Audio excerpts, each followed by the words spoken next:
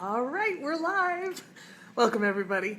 I know folks are just going to be logging on right now, and I'll give you a chance to come in and take a look. But once you come in, I'd love for you to go ahead and introduce yourself.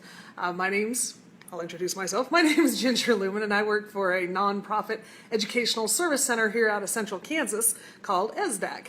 I've been a teacher for the past 22 years, and for the past 10 years, I've been devoting primarily to either running my own PBL school or teaching teachers how to transform their communities. So it's my passion now to help all educators and schools find the smarter and easier ways to help engage their kids in learning. So Tanya and Jennifer are in. Good morning. Oh, good evening. Hello. Just saying hi. Give you guys a chance if you wanted to introduce yourself in the chat right now, a video here. Just underneath, you just go ahead and type up, I believe that's how it's going to work for you. And so who are you? What levels, what topics do you teach your learners? And if you want, you don't have to, lurking's okay too, but you're going to find out that building community and introducing yourself here is really a whole lot of what PBL is. So hi, Jennifer. Good to see you. One of my favorite people out there in Western Kansas. I say one of because there's a bunch. Anyway, hi, Tanya. Are you still fifth grade? All right, I've been thinking about you. Been looking at the pictures of your son and your husband. And anyway, so as folks come in, go ahead and introduce yourselves. I'm going to keep moving here because I'm really going to try to keep this series, these conversations, to 20 minutes. Now, those of you who know me personally, don't lay any money down on this, right? But this topic that we're talking about today lends itself to a little bit more. And hi, April. I'm going to try really hard to limit it as much as possible. So I'll say hi as folks come in, but after a while I'm going to try not to say hi because that's going to interrupt the flow, and we'll keep going. So yeah, Amanda and Janine, hello. Awesome. Glad you guys are in. So tonight's topic, let's just jump into this, is all about grouping. Yay! It's a tough topic. I'd love to hear more from all y'all during this. So what do you do to keep your kids working together, especially under the stress of a PBL project? And if it matters, if they know that there's somebody else besides just the teacher going to be looking at the work, if they care about it, there's a certain level of stress. And how do we keep them working together? Hey, Sue, good to see you. Hey, Bruce, glad to have you in, huh? Okay. So be thinking about the issues of grouping, post your thoughts or questions down in the chat below, and we'll dive into it in a moment. But first, I do want to, everybody who attends, this is, if I can, a little advertisement for you all. Everybody who attends and comments in the Facebook live chat section, you're going to get your name put into a giveaway for my new book. So if you've commented, all y'all who've come in and said hi or, contribute with a question or who you are, where you're from, you're going to get, like I said, your name put into this hat, so to speak. And at the end of August, I'll go ahead and draw for 4 winners. 4 books are going to be given away from all of these. So each different chat is different. So if you come to all 4, you get 4 times. And super bonus, if you share this video either right now live or later, if you share it on your page all the way into August 31st, you're going to get your name entered again each time. So just want to say thanks for being a great community member and helping colleagues out and anybody who might be interested in learning more about PBL and helping me out. So remember, you can win that one of 4 books for free. Yay! Anyway, so let's go back to the question. How in the world do we keep our kids working in groups without fighting? Like I said, I'm going to try to be really succinct with this. Hey, Scott, how you doing? So there's 6 things for sure that we really want to remember. 1, because I'm a visual girl. Yeah, there is no magic wand. There is no magic wand at all, no shortcuts. It's a journey of learning for them. It's a journey of learning for you. So be patient and keep working the good work. Okay, Jill, I'm going to go ahead, when I'm finished with this, I'll download the video, and I'm eventually going to be putting up a YouTube channel. So every single one of these will be accessible no matter what Facebook does. So I'll still have them, and we can see them anytime. But this will also live on the page for a while. So number 1, no magic wand.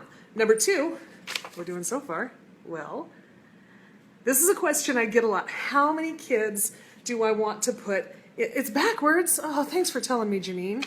Well, I'll hold it back. It says, darn it.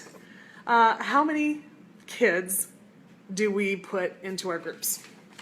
So, well, good to know that. I guess I'll make them backward and hold them up next time.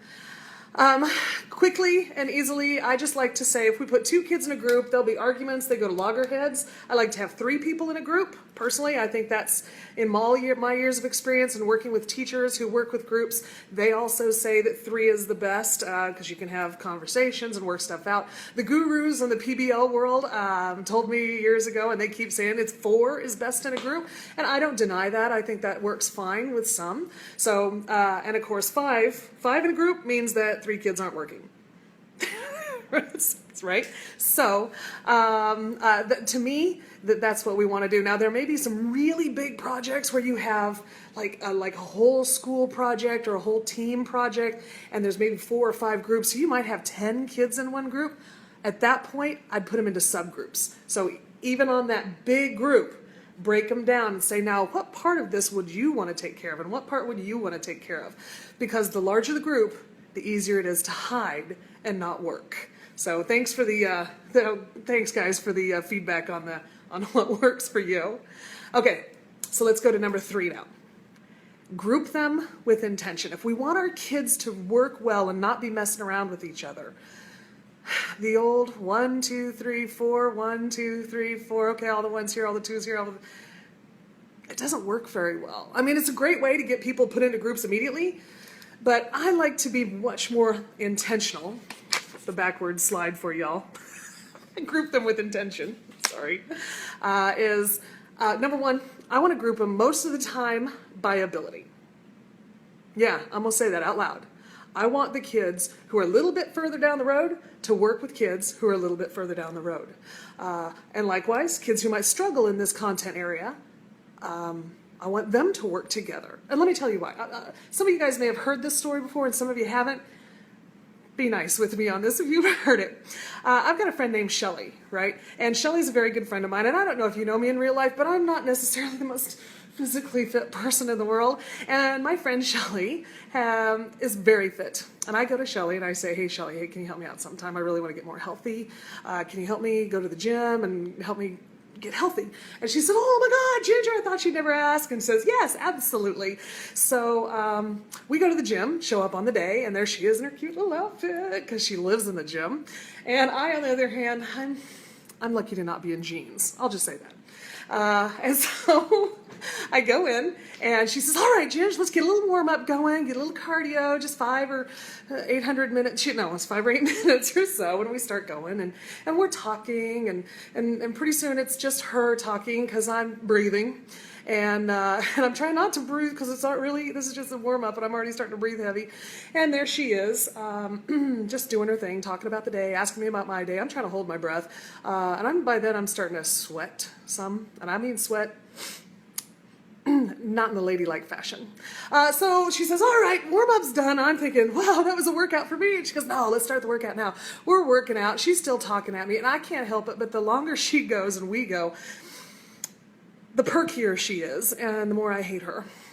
I can't help it. I like her as a friend, and she's a good human being, and I asked for this, but she's just like, la, la, la, and I'm feeling like a freaking buffalo over here, right? And she's, and I'm not even holding in my sweat anymore, and I'm just breathing, and we go on with this for so long to where I'm trying to be polite, but after a while I'm like, thanks, Shelly, and pretty soon at the end, we get to the end of it, thank God. I don't know, something like 4 or 5 hours we worked out. It really wasn't. It was maybe 30, 45 minutes. And we get it to the end, and we go outside of the car, and she goes, good job today, Ginge. And I'm like, hey, thanks, Shell. And she gets in her car, and I get in my car, and I drive away, and she gets back out of her car, goes back inside to get a real workout, because what she did with me was not a real workout for her. And I think that's the cognitive thing of what we do with kids. That's a physical manifestation of what we do cognitively with kids every day when we group them in mixed groups. So when I say in a group, if we want them to work really well, one of the first things in most ways that I I group kids is by ability. Because Shelley deserves to work out with people who challenge her. And I deserve to work out with people who challenge me. And so we can be like, and like sweat and work out and that sort of thing and be proud together of the work we're doing. Because what would happen to me if Shelley wasn't nice? And what would happen to Shelley if I didn't like her? I'm gonna hamstring that girl every chance I can get, right? So in our classrooms, one of the first and primary ways I want to group kids is by ability.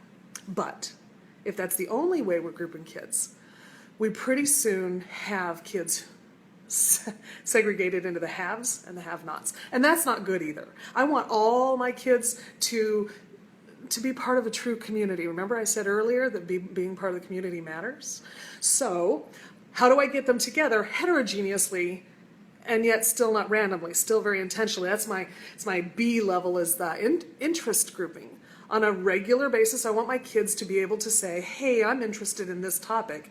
And they get together, and that's all kids of different abilities will come together. And how well does that kid who struggles academically, how much do they have to contribute if they're going into a group where they're interested in the topic? They got some things to share, right? All of a sudden, the kid who thinks they're the smart kid in the room looks at that other kid and says, oh my gosh, I didn't know. Yeah, you didn't, but now you do. And we're all different sorts of people with all sorts of things. And Marie, you're right, there are different types of abilities. I like to go, it depends on your content area, and it's not just a random. It's, if I'm in my content, I want to think of who's doing well with this right now. There's different, but in the interest of keeping this not a 2-hour-long lecture on grouping, it's the big idea. If you and I want to talk more about that, let's do that. So there's interest grouping.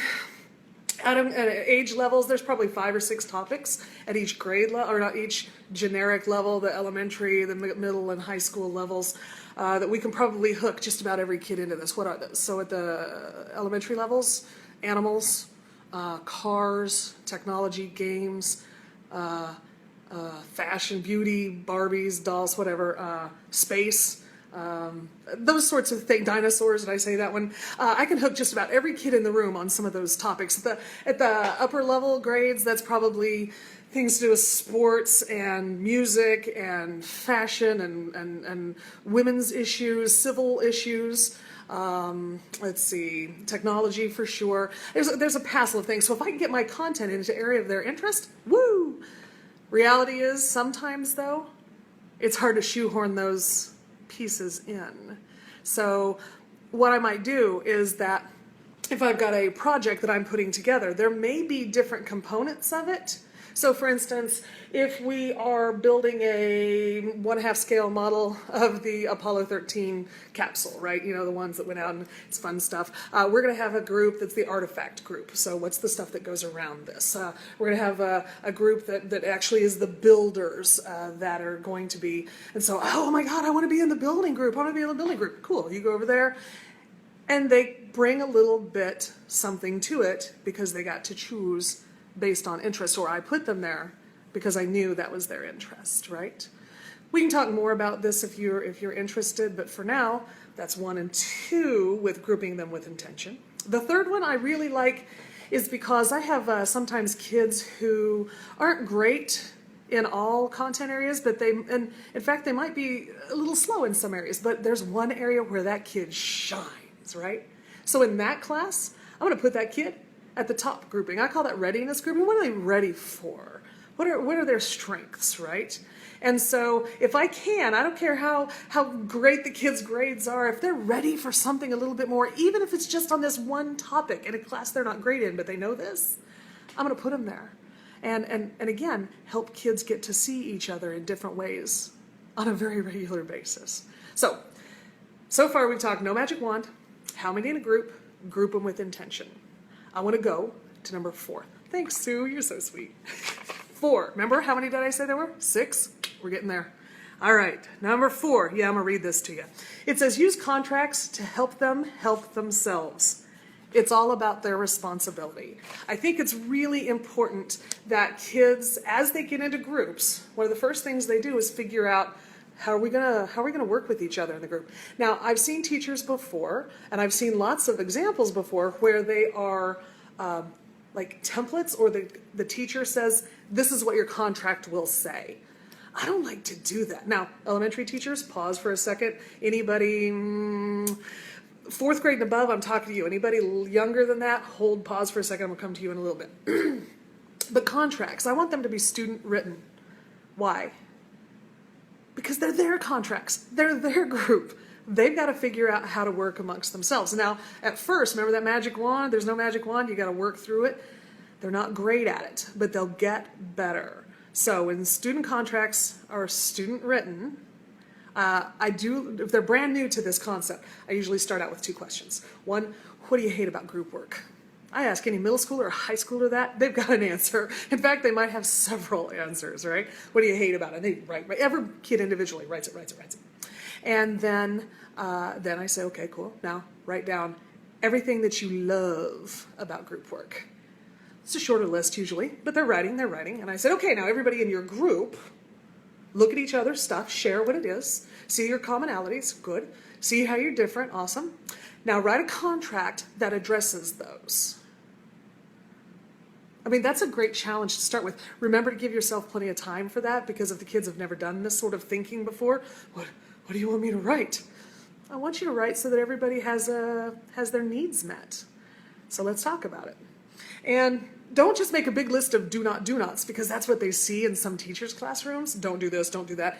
Make sure that we write some things in there, what you will do, so they help role model for themselves the right way to be, right? Oh, I'm looking at Michelle's here. I formed my PBL unit last year where I hired the CEOs and they had to read the applications. That's a great way to start that. Other students then pick blindly based off of that. Oh, so you don't know the kids' names, you just know the applications. That's a good way. I don't like to start with that because that's pretty complex, but if you've been in a PBL unit, that's a great way to do it. By the way, for those of you who you might have already put great comments on there and I missed it because I was on a rant, I'm so sorry. I'll get back to you, I promise. So the kids write their contracts, a list of do's, don't forget, any good contract has a list of consequences. If somebody goes to break this, what do they do? What happens? And then eventually, it depends on your age, I like to think about if the group can eventually fire them. And then that's up between me and the kid of what they're going to do to move forward and let everybody else in the classroom see that they are working. Whew, it is 8:17. I've grossly underestimated the amount I like to talk about groups, guys. Sorry about that. I'm going to keep flying here. If you want to talk and listen more about contracts, I'd love to talk with you more about that. This is also a whole big chunk of my new book that I've got out too that I can share with you if you're interested. So they keep their contracts. I don't keep them. They abide by their contracts. And if there's a problem, they come and get me. Now, if it's doing my job, I'm around there pollinating all the groups all the time. I can usually sniff out a problem. And so I've got to get in there and help them. I don't leave them like Lord of the Flies, y'all. Right? But it's a great way to get them to start to be responsible to each other. Number 5. Do we let them pick their friends to get into groups? Everybody's classroom flavoring is different. I don't. Not at the beginning of the year. Eventually I might, but not at the beginning of the year. At the beginning of the year, and Justin Coffey had asked this question before the chat had started, how do I get them, how do I pick groups if I don't know the kids yet? I'm going to tell you truthfully, and I tell the kids at the very beginning of the year, I randomly group them 1, 2, 3, 4, 1, 2, 3, 4, like I said, don't do. But the reason I do that is it buys me some time. I get to see how they work in a group naturally, and I tell them that we won't stay this way all the time. I just need to get to know who they are. And so through working with them, and when I say quickly, man, I better know within the 2 weeks, maybe even within the first week, a good idea of who might be where with the activities that we're doing. And I can start then putting some ability groups and some interest groups together as soon as possible. That's really important. Also, do I let them pick their friends? Okay, at the beginning of the year, even pretty much the full beginning semester, I'll pick them. Again, ability, interest, readiness. But then, because I'm a lazy teacher, I I might not be ready for the next set of groupings for the project. And so then I'll say, hey, sometimes this is accidental and sometimes it's on purpose. I say, hey, man, I'm not ready with your guys' groups on this new project. Do you want to pick your friends? And man, they all, yes, absolutely. Now, this is strategic. I have already had them working in groups with contracts in certain ways so that they have started to feel some success, that maybe group work isn't all evil, and maybe there's some things that we can do to keep that super excited kid or the super control freak kid or the super laid back kid, right? Keep them moving forward and playing nicely. That's dealing with the ability groups a lot and the contracts. So, do you want to pick your friends? Yep. And it's almost inevitable. Not always, but almost every single time I do this, there's a good handful of kids who say, wow, my friends stink. Yeah. And again, looking at the whole big picture of educating a human being, I want them to notice that some of their friends' choices may not have been the best for them. And so as I'm helping those kids who are struggling, how do you help yourself make better choices in this world with your friends? Now, if I just walk up to that kid and say, you shouldn't be friends with them, man, I just guaranteed they got married, right? So I don't want to do that. I want to say, hey, wow, maybe that's not great for you. I didn't make that choice. They made that choice. So then on another project where I say, would you guys like to work with your friends? They're like, nah, you pick. So there I am. And so it's a great opportunity, again, for them to start to develop personal responsibilities. Yeah, Jennifer, have you, because I know that I've talked with you about this before, have you found these words to be true with your kids? I'll just go ahead and let you drop in there. All right, y'all. Now we're on to number 6. Yay, they said. Can't wait. So this says, let's use real groups when possible. Not groups that are school flavored, that they smell too much like school. Let me explain.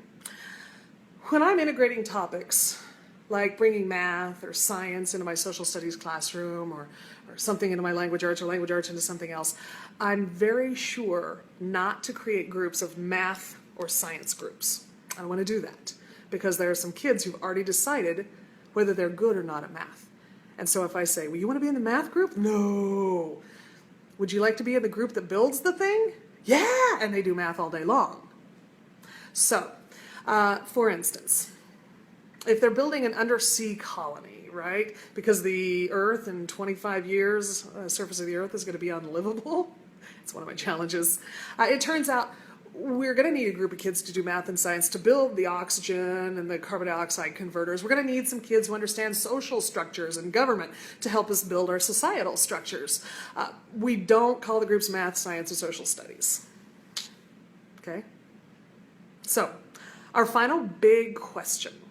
What do we do when we have a couple of kids just going at it?